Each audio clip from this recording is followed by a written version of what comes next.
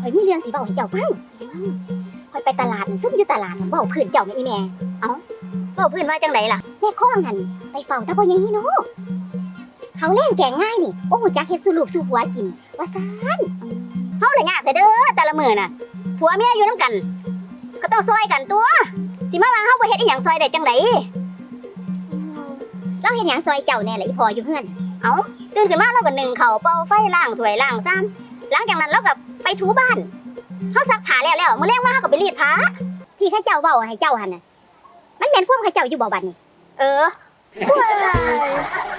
จะมาเว้าพื้นกันเถอะเฮือนเฮาน่ะแบ่งเวรกันเรียบร้อยดีเนาะมีการแบ่งเวรกันพุ่นน่ะแล้วแว่ดีพอมื้อนี้เราเฮ็ดหยังแหน่เอ้าเราก็นึ่งข้าวเป่าไฟเฮ็ดแนวอยู่แนวกินล้างถ้วยล้างซ้ำแล้วก็ซักผ้าแล้วแว่นี่แม่ล่ะมื้ออื่นบ่แล้วบ่แม่นมื้ออื่นมื้อใดสั่นชาติหน้า